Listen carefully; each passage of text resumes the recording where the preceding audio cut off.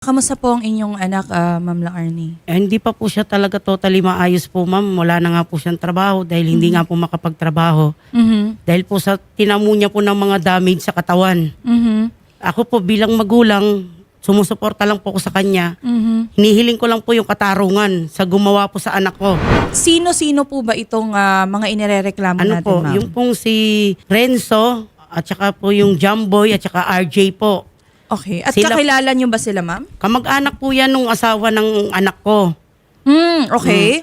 Ngayon po, pinag-anuhan po nila, pinagbalakan po talaga nilang bugbugin yung anak ko. Halos patayin po nila talaga, ma'am. Nakita nyo naman po yung mga evidence na ipinapakita ko. Hindi po biro dahil may mga anak po yan, maliliit pa po yung mga apo ko. Kung napatay po nila yung anak ko, paano po talaga ngayon? Ang inihiling ko lang po katarungan sa ginawa nila sa anak ko. Ano po ang dahilan kaya ng kanilang pambubugbog, ma'am? Kasi mukhang sigurado si Ma'am Shari Parang talagang alam na alam niyang Ang ano sila po, yun. ang sabi po nung manugang ko, nag-ML po yung anak ko sa pinto nung bahay ng lola niya. Ngayon po, yung pong mga pinsan niya, nandyan din po, nakabalandra din po doon sa may malapit sa pintuan. Ngayon po, iniyayaya na po nung manugang ko yung anak ko na tara, uwi na tayo sa bahay. Sabi naman po nung anak ko, tara, sige, uwi na tayo. Dadaan po siya, ayaw po siyang papalabasin. Okay. Hinaharangan po siya doon sa pinto. Tapos may hawak pong 2 bote ng gin. Bakit daw po, ma'am? Anong dahilan kaya nun? Sabi po, sabi lang po daw ganito na, anong mo? Sabi naman daw ng anak ko, bakit? Ano din? Ganun lang daw po ang pinagmulan nun. Hindi po ba nakainom yung mga pinsan? Nakainom? Or Hindi baka po, nakainom nakabatak po. ba? Nakainom lang po sila. Pero siyempre, ikaw po, kung matino kang tao, di mo po gagawin sa isang tao yun. Kahit po yung apo kong 4 years old, alam niya po, nakakapagsalita po yung kitang-kita po niya yung pangyayari. Siya po yung humingi ng tulong para sa papa niya. Pinuntahan niya po yung lolo niya sa bahay dahil wala po ako, bumuboto po ako eh. Yung asawa po ng inyong anak, ma'am, hindi sila napigilan? Wala pong nakaawat Wala sa po, kanila? hindi po nakapigil yung manugang ko kasi karga din po niya yung maliit. Tapos harang-harang po siya sa gitna dahil may itak po yung RJ. Ay, Pagpatay ayun po lang. talaga ang gusto niyang gawin doon sa anak ko. Sir, kasama po namin dito live ang inyong nanay na si Ma'am Laarni, at nabanggit nga niya Opo. yung ginawa daw pong pambubugbog sa inyo nitong si Raymond, si RJ at si Robert. Bote po, inampas po ko sa ulo tapos sinabol po ako ng RJ nung bugbog na po ako tapos nung nakita ko po si RJ na papasok po sa bahay nila, doon po ako naglakas loob, pumiglas po kay Renzo na bumitaw po ako tapos makatakbo po. Wala kang anything na pag-aaway sa kanila or pakikipag-alitan bago yan? Ang umpisa po nun, doon po kami sa loob ng bahay nila. Doon po sa mismong bahay nila, nagkasagutan po kami ng RJ. Nang hindi po pagkakaunawaan, nagkasagutan po kami tapos nagkamunan. Tapos itong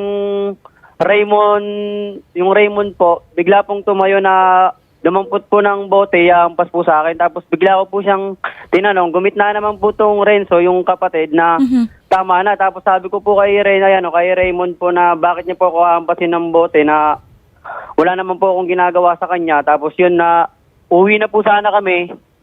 Bigla naman po ako inabangan ng Raymond sa labas po, ma'am, na doon na niya po nagawa na hampasin po ako ng gin sa ulo. Tapos simula na po nun, ginulpi na po nila ako ng habang sinusuntok po ako ng dalawa, si RJ tsaka yung Raymond po, hawak naman po ako ng Renzo po, kapatid po. So talagang Hindi po pinagtulungan ka, sir. Talagang sinadya nila, pinagplanuhan Opo. nila na hinawakan talaga, ka ma'am. pa para hindi ka makapumiglas. Tama ba? Opo, kasi kung sa awat po, ma'am, sa tingin niyo po, yung sasabihin nilang awat po, dapat yung inaawat niya po, yung gumugulpi po sa akin, hindi po ako yung inaawat niya. Kasi ako na po yung gulpi, ma'am eh. Oo, tama naman yun. Kasi tatlo sila, di ba? Opo, Tapos opo, dapat ang pinipigilan niya, yung dalawa. Magkakamag-anak po sila po, dalawang magkapatid, tapos yung pinakakuya nilang pinsan nila sa pinsan, yung RJ po. Ma'am Laarni, ano na po ang nagawa ninyo? Nakalapit na po ba kayo sa barangay, sa Ayun po, kapulisan? isa pa po yun, yung pong nirereklamo ko ngayon, ma'am. Yung pong mga barangay din po, parang tagilid po kami doon. Bakit Kasi po? kumbaga, ako po nagbayad po ako para sa lupon na may maiharap po kami sa lupon. Ang nangyari po, wala pong paghaharap na patawag po namin, kundi patawag po nung gumulpi sa anak ko. Bakit naman daw po? Binabaliktad po kami kung ano-anong kasong binibintang sa amin. Sinira daw po namin yung mga gamit. Yung totoo po niyan, pinaghahakot po nila yung mga gamit nila. Inilipat po nila sa magulang nila, tinago po nila.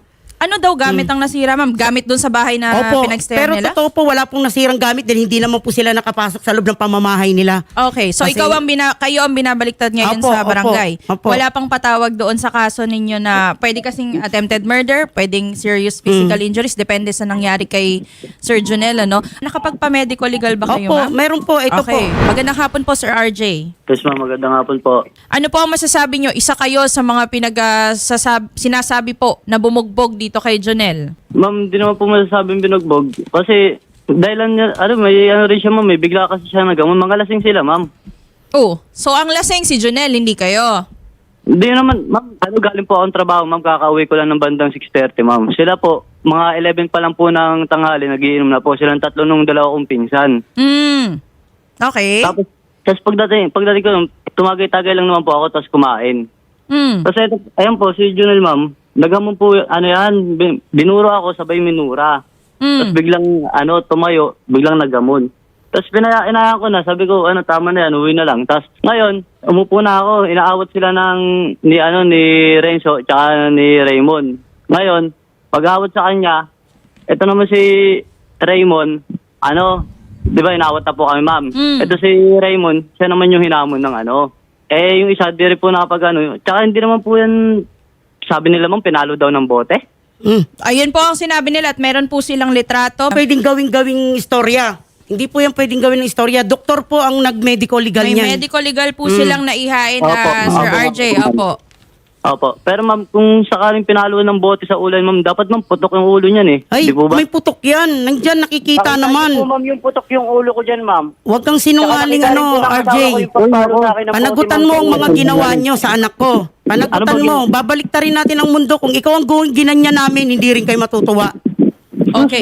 Sir RJ, may nakalagay po dito sa medical legal at ito po ay ina-issue po ng isang pampublikong ospital, ano? Ang nakalagay po Opo. dito ay contusion sa kanang bahagi po ng kanyang noo. So, ibig sabihin, meron po talagang pukpok sa kanyang ulo, ano? Hindi naman po porket hinampas ka ng bote, sasabog na po or magkakaroon na agad ng putok, kumbaga, or dugo yung inyong ulo. So, pero dito po, may contusion na tinatawag or parang bukol.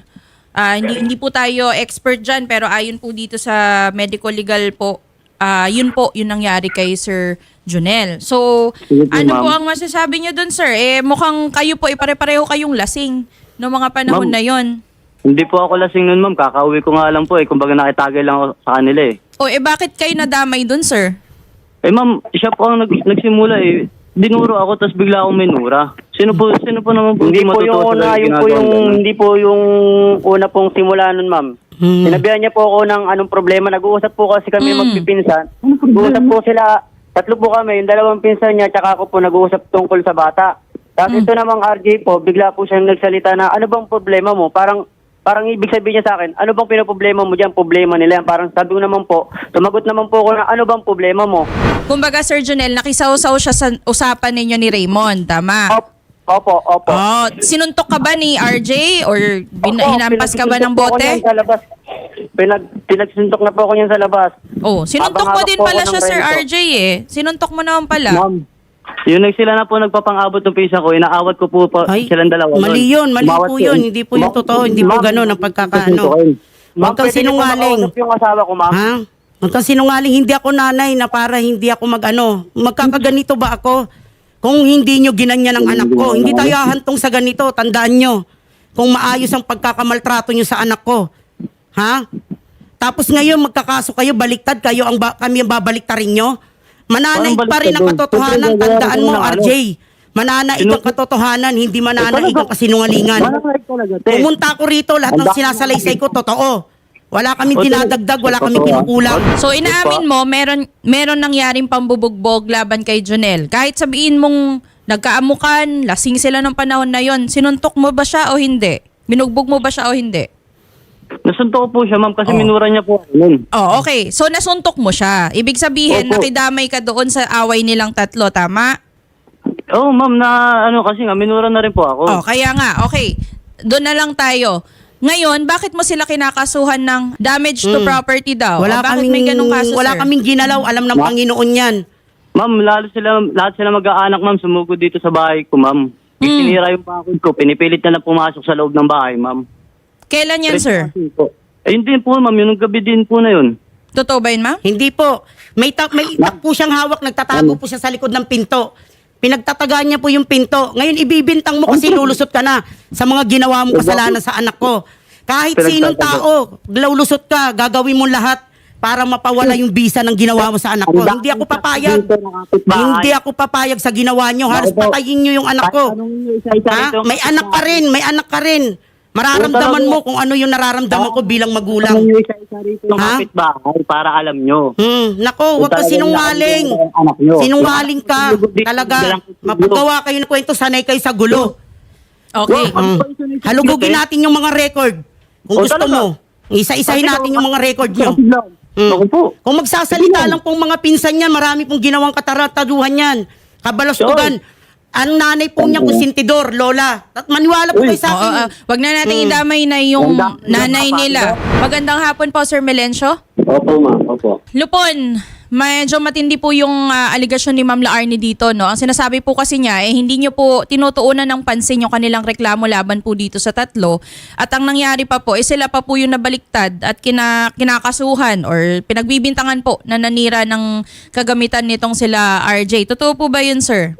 Wala akong katotohanan o yan. Wala ko kaming pinapanigan. Di ko namin kilala yung mga yan. Paano na ako magpapanig sa mga Okay. yan? Sige, Sir Melencio, kung ganun po, meron na po bang nangyaring pagdinig dito po sa kaso nila Sir Junel at nila Sir Raymond? Tungkol po dun sa pambubugbog na nangyari. Blatter lang ako ata. Ito, blatter lang yan, no? Wala pa pong nangyari, sir, na pagdinig po sa kanila ng Lupon? Kasi sabi po ni Ma'am Laarni dito, humingi na po sila ng tulong sa inyo, sir, para makapaghain na po ng reklamo. Sige po, mapapuntahin niyo po dito sa amin at para, kasi dalawang panel ho yung isang... Pwede po kong magsalita.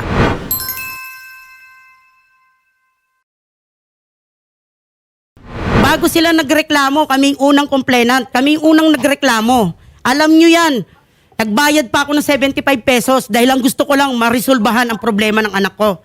Pero pabalik-balik ako ng barangay, anong sinasagot nyo sa akin? Ganito, makinig po muna kayo. Wala akong dinagdag, wala akong inaanong mga salita. Tinatanong ko kayo ng maayos. Papaano po yung reklamo ko sa kanila? Pinadalhan nyo na po ba na sumon? Bakit kami lang ang pinadadalan ng pinadadalan? Anong sagot nyo? Sabihin nyo sa akin, naharapin ko lang to. Bakit ko haharapin po yan? Kami nga yung unang nagreklamo. At wala akong dapat pananagutan sa kanila dahil wala namang kaming ginawa. Sila ang may mga atraso sa amin. Ang ginawa nila sa anak ko, kitang-kita naman. Oh. May ebidensya po kami. May ebidensya po kami. Kaya hindi mo ako masisisi na kung bakit ko nasasabi na may pinapanigang kayo. Tandaan nyo po yung sinasabi ko, totoo po yan. Nakailang balik po ako dyan.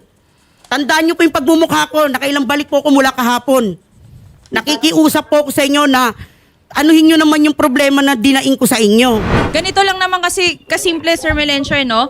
Kung nauna pong nagkaso or naghain po ng reklamo sila Ma'am Laarni, sana kung ano po yung atensyon na ibinigay ng barangay, whether 2 days apart lang or 3 days apart yung paghahain nila ng reklamo, bigyan din po natin ng tuon. Bigyan din natin ng pansin at aksyon. Okay lang ba yon? Okay lang naman yun, ma'am. Wala naman problema. Kaya nga ako sabi ko, kasi kapag nga ako sinabi ko, ako ho ang chairman ng Lupon ng Pagkakatan. Pag may problema ng Lupon, sa akin yung pumakaso. Pero Okay. yung maharap ng kaso, hindi ho ako ang maharap ng kaso nila. Sir, wala naman po kaming sinasabi na kayo po ang humaharap ng kaso bilang Lupon Chairman, ano? Pero bilang Lupon Chairman, Mr. Melencio, kayo po dapat ang nakakaalam dahil kayo nag-oversee ng lahat ng yan. Tama ba? Hindi po, ma'am. Nalalaman ko lang po yan kapag mag-meeting na kami ng meeting namin, yung mga napapag-usapan. Kaya nga, so dapat alam nyo din yun, sir. Kasi kahit na kayo hindi po yung directly involved doon, kayo po yung chairman ng Lupon eh. 'Di ba? Kaya nga sinasabi ko, kung makapunta sila dito, tatawagin ko yung mga Lupon sa kanila para makausap sila kung ano ba talaga yung tunay na nangyari. Na hindi nila sinasabi na meron kami pinapanigan. Kailangan pa po bang patunayan, sir? Ayan na nga po ang ebidensya, oh. Sige, ganito na lang, ma'am. Kasi sinasabi ni Sir Melencio, wala naman daw silang pinapanigan. Patunayan nila. Ganito, Sir Melencio, sinabi nyo kanina, papupuntahin sila dyan sa inyo. Pasasamahan po namin kasama ng aming mga reporter. Okay lang ba yon? Okay lang po, ma'am. Okay lang po. Okay. Wala pong problema. Sige, para meron kaming testigo, sir. Kasi mahirap yung papupuntahin mo, pababalikin mo lang dyan sila, Ma'am Laarni. Tapos, pagbabayarin na naman, Opo, papaasahin napapagod na po naman talaga na... ako, ma'am. Hindi po ako darating sa point dito kung hindi po nila Tama ako naman po. ginaganito. Sige, magpasama ho kayo ng staff nyo para narinig Sige nila. po, para makita naming lahat. Kasi mahirap po yung ganito, sir. Ayaw natin na yung mga inyo pong constituents dyan sa barangay, Tapos po, mawawalan po ng tiwala sa kanilang barangay lupon. Ayaw natin ng ganun, sir, di ba? Kasi, syempre, ang nais po natin, tiwala sa ating mga barangay officials dahil kayo po yung nasa pinakababae, kayo po yung inaasahan nila. In any case, Sir Melencio, kami po ay umaasa na matulungan nyo si Ma'am Laarni, ano? Pasasamahan namin sila dyan. Makakaasa po kayo. Sige po. Kailan kayo pinaka-available, Sir Melencio, para mapuntahan namin kayo? Kahit po bukas, pwede naman ho. Sige po. Bukas, siguro schedule natin, Shari. Oo. Ganito, Ma'am Laarni. Dinideny nila, RJ, Opo. na ginawa nila. Ang nangyayari po kasi, it's your word Opo, against opo. their word. Ang kinagandahan po sa inyo, meron po kayong medico-legal. Po, hindi may po mga... ma'am, nagsasabi lang po ako ng katotohanan ng gusto ko lang po managot sila sa ginawa po nila sa anak ko. Kasi Tama. kung napatay po nila yan, kawawa naman po yung apo ko tsaka yung asawa niya. Tama po. At kung base po sa inyong mga sinabi ngayon, ma'am, nabanggit nyo may itak, Opo. tinangka Opo, po talagang... meron po talaga. Opo, kung totoo po yung mga ganun, ma'am, maaari Meron pong po. pumasok yan sa attempted murder kasi meron na pong Kasi intensyong kami, patayin. hindi po kami nag-ano sa anak namin. Wala po kaming alam ng sinaktan niya. Natutulog po yung papa niya. Ako po bumoto po ako. Ang tanging humingi lang po ng tulong yung apo kong babae na 4 na taon. Yung sumisingit po dyan kanina sa papa Opo. niya. Yan, makakapagsalita po yan. Bata yan, di magsisinungaling. Sige po. Ganun na lang, ma'am. Unahin natin na tapusin po yung pag-uusap ninyo dito sa barangay at kung Opo. kinakailangan po talaga, wala kayong maging settlement kasi pag-aayusin naman Opo. kayo yan eh. Ayoko po talaga. Oo. Panagutan po nila yung ginawa nila sa anak ko. Yes, kung wala po talagang mangyari, ma'am, na pag-aayos, kung hindi na talaga kayo magkakasundo, magpa-file po tayo ng kaso Oo, laban ayoko po sa ma'am, kanila. Talaga, tulungan niyo po ako kasi lalaki lang pong ulo ng mga yan. Gagawin pa nila yan sa iba. Pasasamahan namin kayo, ma'am, sa barangay. Huwag po Opo. kayo mag-alala para po Salamat masigurado natin yun. Salamat po talaga sa tulong nyo. Sige po, Dito wala po pong ako nakakuha ano. sa inyo ng tulong kaysa doon po sa barangay, wala po silang pag-iintindi sa akin. Darating po ba pa ako dito kung tinutulungan nila ako doon? Kaya nga ako nagreklamo doon para mabigyan nila ako ng aksyon eh. Apo, hindi, Pero ma'am. wala. Kalma na po tayo, madam. Bali, tutulong naman po yung reporter natin, na samahan din po kayo sa Oo, Opo. tsaka nakausap naman na natin ngayon, ma'am, is yung Lupon chairman na, si Sir Melencio na. Siya na yung pinaka, kumbaga, head ng mga Lupon sa barangay. 3 po yan ma'am, 3 po yan sila ma'am. Isa Oo. pa lang po yung lumilitaw, ayan, yung isa pa lang po. Yes, so si Sir Melencio na po nagsabi, papupuntahin po bukas para kung meron na pong summons na maibibigay, maibigay na rin po maski kina Sir RJ. Opo. Okay, Sir RJ, ganito po ha. Bukas na bukas, pupunta po ang aming mga reporter kasama po si Ma'am Laarni at si Sir Jonel sa barangay.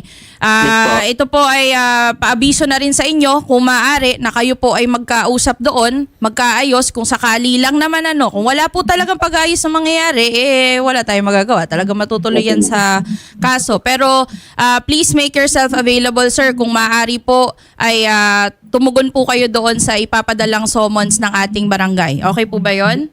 Opo. Ma'am, ano lang po, liwanagin ko lang, ma'am. Yes po. Ma'am, kumbaga may hearing na rin po kami yung tungkol sa kaso nila. Bukas po, kumbaga nauna lang po ngayong araw yung hearing po namin na pinail po namin. Yun nga ang mali dun eh. Yun nga nirereklamo ko na mali nga yung sitwasyon. Hindi kasi Diba? magkaiba Anong po dapat kasi naming nung ano, harapin ma'am. sa inyo? Ano bang ginawa naming atraso sa inyo? At ano Okay. bang pagkakasala? Ma'am Laarni, Mm. karapatan din naman nila maghain ng reklamo kung talaga pong merong nasirang property. Ngayon, kung wala talaga at napatunayan nyo naman pong wala, madidismiss naman din po talaga yan sa, kahit sa piskalya o kung saan man po kayo makaabot sa korte. Pero ganito po ang gagawin natin, mag-usap muna kayong dalawa. Ha? Kasi kung padadaanin nyo po lahat, Ma'am Laarni, sa init ng ulo, naintindihan ko naman po, medyo tense po talaga dahil may grabe po yung nangyari din kay Sir Jonel. Meron pong nangyaring paghampas sa ulo niya at meron pong itak na na-involve.